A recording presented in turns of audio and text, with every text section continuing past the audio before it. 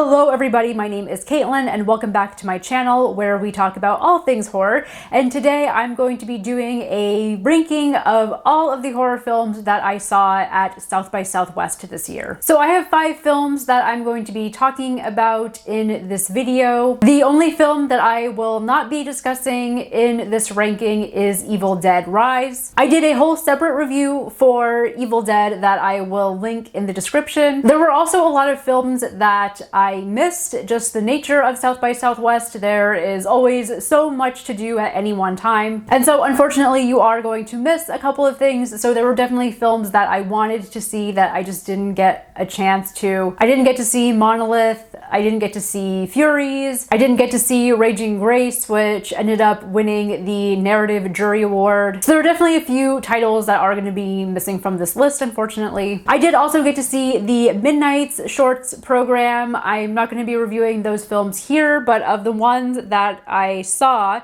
I really liked Dead Enders, Pennies from Heaven, We Forgot About the Zombies, and You're Not Home. So if you're a fan of horror short films, keep an eye out for those titles. I'm sure that many of them are still going to be doing the festival circuit this year. Okay, so now on to the actual ranking. So at number 5, I have Talk to Me. This is an Australian horror film about a group of friends who become in the possession of this magical hand object. It is set up that this hand has supernatural properties and that when you do a specific ceremony and say a specific words while holding on to the hand, you will actually become possessed by the spirits of the dead and you will be able to see those who have passed over. And so the friends gather and they use this tool as a way to essentially entertain themselves and to prank one another. They time themselves because you can only hold on to the hand for a couple of seconds. And after a certain number of seconds, you need to let go of the hand to break that connection between the real world and the spirit world. So you see them using this tool, they get possessed, they see spirits, and of course they are recording all of this and posting it on their social media pages. And then, as is always the case with these types of films, they end up conjuring a pretty malicious spirit. They don't break the connection in time, and then of course all hell breaks loose from there. So this film was written and directed by Danny Filippo, I think is how you say his last name. Danny and Michael. They're twin brothers, I believe. They're young filmmakers, and my understanding is that they got their start on YouTube. I think they have a very popular YouTube channel. This is one of those horror films where I have to step back and wonder if I'm just getting too old for some of these films that are being made by younger filmmakers. I feel like there were people in the audience that I saw this with that enjoyed this film much more than I did. I think this film is playing with really interesting ideas. I particularly liked the plot point of the characters, the group of friends, using this supernatural object as a way of entertainment, but also to kind of get a high in a sense. The film definitely establishes that when the characters do get possessed by these supernatural entities, that they do get a certain jolt from it. There is a euphoria that comes with it as well. And that feeling gets to be very addictive, hence why they keep wanting to conjure these very terrifying spirits. So I liked that. I liked the addiction aspect. I liked the euphoric aspect. I feel like those are things that we have not seen in these type of possession supernatural films. But overall, I just felt like the story and the characters fell a bit flat for me. They do establish with the main character, the main heroine, that she has some sort of past trauma with her mom dying. She has a strained relationship with her father. She has kind of this codependent relationship with her best friend and her friend's family. So they do establish these things, but it all feels a bit surface level and it all feels like something that we've seen before in these kind of films and with these type of characters. And I was not very clear of the relationship between this supernatural object and the main character's story. They don't give you much information as to where this magical hand came from. They give you a bit of exposition, but that's it. And I do know that was intentional on the filmmaker's part. They said in their Q&A that they did not want to get bogged down with the origins of the hand or have characters doing research on it, all of that. Which I get, I understand that in these type of films, having characters go and do research is not always the most exciting part. But my problem with this film is that there is so much that is given to you as an audience through exposition. And it's not like clever or seamless exposition either. It's that kind of exposition that I personally don't like, where, for example, you'll have the main character coming home and her dad will just randomly be sitting on the couch, like he's been waiting hours for her to show up. And then the dad will just go in this long tirade of like, oh, I've been lying to you about your mother and her death, and here's the truth, and I'm sorry I kept this from you, and here's everything that happened. It's that like kind of exposition, just rambling on. It does not sound natural in any way. And of course, it's happening for no other purpose than they need to move the story forward, and this was the only way that they could think of doing it. So I found scenes to just be clunky in that aspect. Another thing with the writing is that during the Q&A, the writers and directors, the brothers of this film, they stated that while they were writing the film and right through pre-production and really up until filming, that they actually didn't know what the magical object was going to be. It was not a hand in the script. They said in the script it was just some random magical object, and then they figured out what that was during filming. And I'm sorry, and I know I'm gonna sound like a cranky old person here, but I just find that to be lazy writing. Considering how important this hand is, this object is, it feels like something you would want to have an understanding of during the writing process. Even if you don't want to show where this object comes from or its origins in the film, I feel like as the writer-director of this story, you should at least have an understanding of what the object is, where it comes from, what its purpose is. If only for the fact that you can connect the origins and the themes of the object to your protagonist and the struggles that they are going through in the story, right? When we think of something like the puzzle box in Hellraiser, that is an object that has a very clear purpose. We know what's contained inside of it, and what's contained inside of it very much reflects the main characters of the film and their desires, their fears. So for me, I felt like there was just a missed opportunity there with the object, because I think that would have allowed them to go a bit deeper with the story, a bit deeper within the characters. I will say that Talk to Me is a pretty gory film. They definitely lean more on the gore than really the tension or, again, the story. So if you're someone that's into horror for the gore effects, you may find more to enjoy in this film than I did. I will also say that there were moments, especially during the gory scenes, where it felt like it was trying to be something like Hereditary, right? You have one scene where a character is shown bashing their head against a table, and it felt very reminiscent of that scene in Hereditary where the son is at school and he begins bashing his head against the desk. This is a film that is going to be distributed by A24, so that may be the reason for some of the Ari Aster feel to some of the scenes. But again, it feels like it's trying to be Ari Aster, but without all of the nuance, without all of the heavy thematics, without all of the research and psychological drama that comes with an Ari Aster film. But I don't know, I'm curious what other people are going to think when it's released, but yeah, overall, not my favorite that I saw at South by Southwest. So my number 4 on this ranking is It Lives Inside. This is another film that had really interesting concepts that, again, I just felt like fell flat, primarily because of its reliance on tropes that we have seen again and again in these kind of supernatural films. This story follows a Indian American teen who is struggling to fit in. She very much has struggles with her family, specifically their cultural norms. And you see at the beginning that she's kind of rejecting that. She wants to reject her cultural background and really just assimilate within American culture and American norms. The cultural differences definitely put a spotlight on her when it comes to her peers. Not in a mean way, no one's ever making fun of her, but they are asking like insensitive questions, and they're asking her to say things in her native language and then filming her saying these things and putting it up on social media. That's understandably uncomfortable for her, and she just wants to fit in and be a normal teenager. At her school, there is another Indian American student who is presented as kind of the loner, the outcast. You learn throughout the film that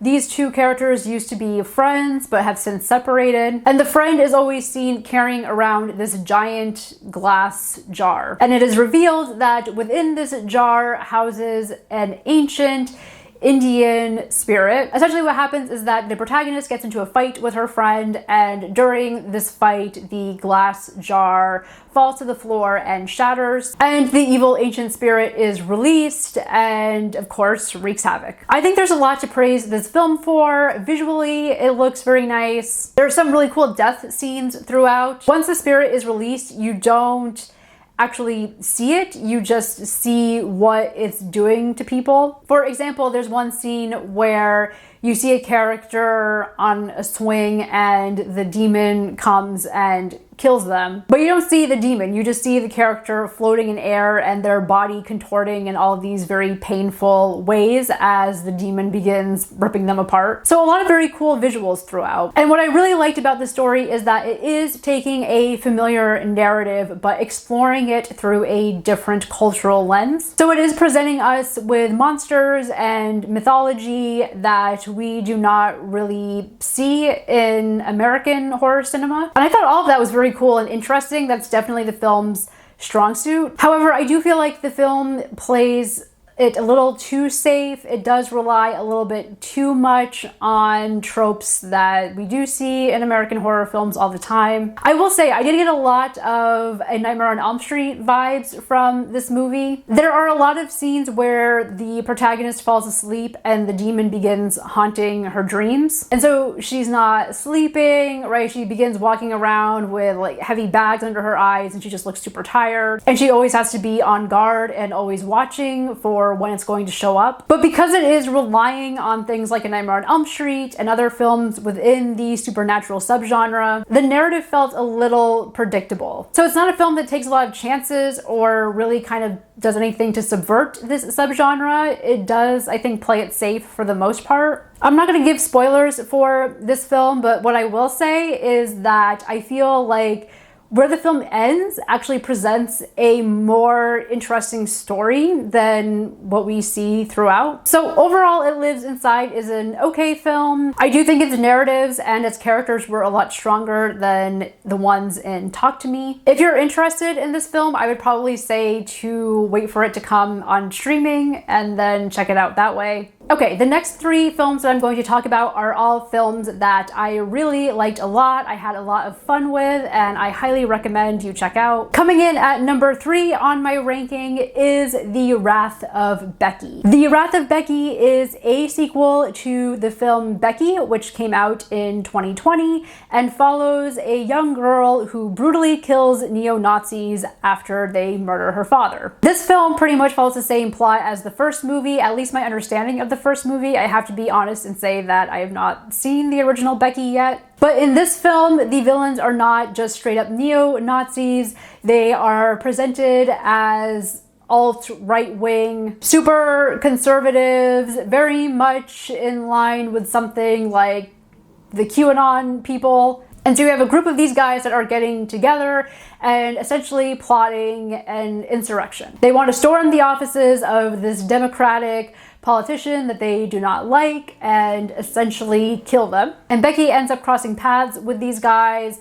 They end up terrorizing her and stealing her dog. This is a film that is exactly as it markets itself as. This is a story of just a young girl going and getting revenge on neo-Nazis and killing them in the most brutal, creative ways that she can think of. And it's pretty glorious and it is a lot of fun. This is a movie that is very much taking its inspiration from B movies and grindhouse cinema. While it's not interested in having like a deep story. It is very much touching on current political topics. And I will say, I don't think you need to see the first film to enjoy this one. Like I said, I had not seen the first Becky. I didn't even realize going into the Wrath of Becky that it was a sequel. But now I am curious to go back and see the first one, especially since it seems like they are setting this series up to be a trilogy of some sort. This film does give you all the necessary background that you need in order to understand what's happening. So I would say if you're looking for something that's quick and super gory, check out The Wrath of Becky. I will say that I did see this with a large audience who very much got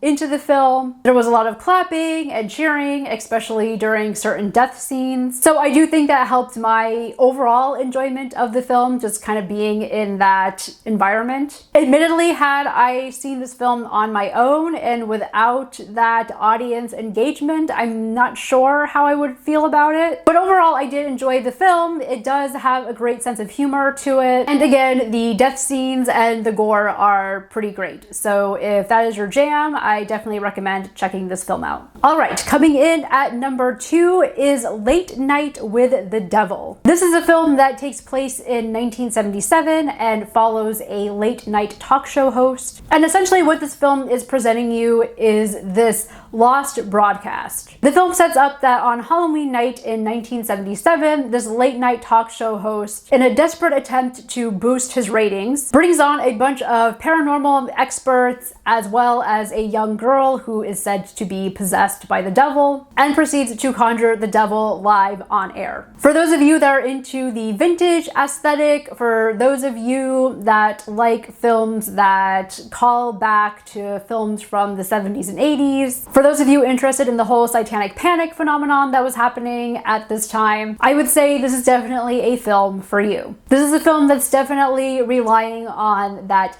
vintage 70s aesthetic. And while it's technically a found footage movie, it doesn't have that feel of a found footage film. You see the broadcast as it was happening live, and then they also cut in some like behind the scenes footage that was happening that night as well. And I found that its setup actually helps the film avoid a lot of the pitfalls that found footage movies tend to fall into. And they do set up that this late night talk show host is desperate to get his ratings up. And the more that weird paranormal stuff starts happening on air, the more viewers that he's getting. So it didn't give me that annoyance that I have with a lot of found footage movies where I'm just kind of sitting there being like, why is the camera still on? Why are the characters still filming all of this? And this film does something really cool in the third act as well. Like once the devil gets conjured and things start to go to hell, the film breaks away from that found footage format and begins presenting you with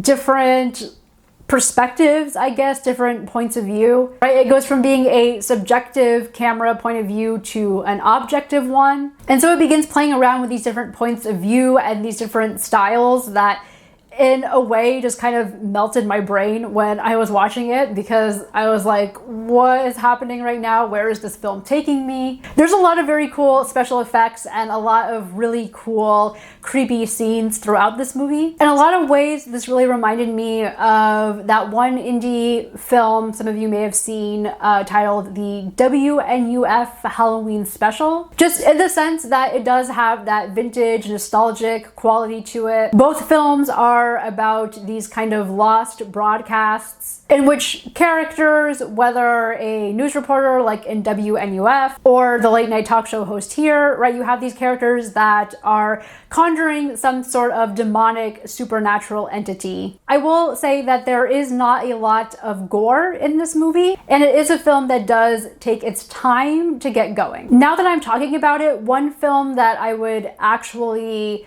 liken this to is something like House of the Devil by Ty West. Late Night with the Devil has a very similar feel, both within its aesthetic as well in its slower pace, although I do think that there's a lot more that happens throughout this film rather than something like House of the Devil, where you really do need to wait until that third act for the action to start happening. But if you're into that kind of feel that House of the Devil gives, then I definitely recommend checking this film out. For a while, Late Night with the Devil was my number one choice right after Evil Dead Rise, until I saw Appendage. Coming in at my number 1 spot is Appendage, which is actually a Hulu original film. The film follows Hannah, who is a young woman that struggles from a lot of anxiety, a lot of depression. She works as a fashion designer and has a boss that is very overbearing and always puts a lot of pressure on her. At the same time, she also has a very strained relationship with her parents. You find out that she's always struggled with anxiety and depression, and her parents have never been that supportive of her, which has caused her to lash out throughout her life, especially as a teenager. She is also starting this relationship with this guy that her best friend set her up with, and while she really likes him, she's also nervous that there may be some sort of connection or relationship between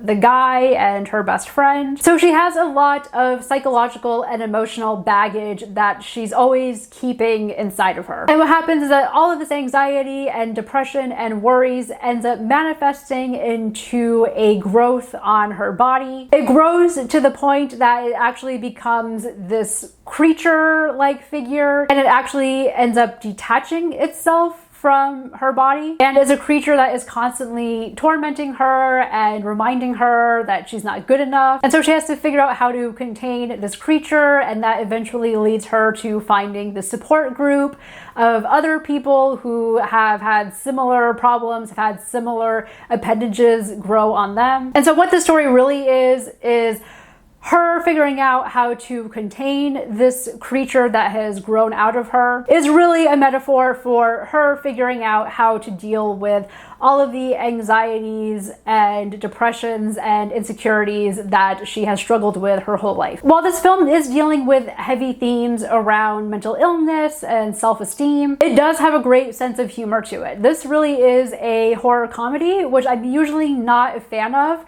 but I think this film strikes the perfect balance of being both gory and having the creature effects, while being very entertaining and being very funny and being very relatable. We all struggle with that negative voice in our head that is always telling us that we are not good enough, that other people are more successful than we are. The film is very much playing with this human experience of us creating these narratives in our head that are likely not true and are actually not a reflection of reality, but they feel very true to us, and then they cause us to act out in certain ways. And I liked that. I liked the way that the film took these concepts and personified them into these very funny but grotesque looking little creatures. So the tone of the film, the creature effects, and the way that the creature interacts with the protagonist very much reminded me of Basket Case. I got a lot of Belial vibes from the creature in this movie. I don't want to spoil this movie because I do think everyone should go see it, but I will say that the vibes I got were definitely a mix of Basket Case as well as Invasion of the Body Snatchers. I thought the actresses in this film did a great job. Sorry, just looking up their names, but Haley Robinson, who plays the protagonist Hannah, did a great job. But I do feel like the actor that stole the show for me is Emily Hampshire, who plays Claudia, which is a supporting character. But she is one of those character actors that just comes on screen and completely steals the spotlight from everyone else. She is so good in this film, and there's a certain point towards the end of Act 2 where you as the viewer realize what's really going on here and what's really going on with her character specifically. She is just a joy to watch. Like, you can tell that she is someone that is just having a blast playing this role. So if you're looking for something new, I highly recommend Appendage. Again, it is going to be on Hulu. It is a quick 90-minute film that is a lot of fun and again feels very relatable. So that is my ranking of all of the horror films that I saw at South by Southwest. I look forward to seeing the conversations around these films as they are released. Let me know your thoughts in the comments below. Let me know what films from South by Southwest or really any other type of horror film festival you are excited to see this year. And I will talk to you next time. Thank you so much for watching.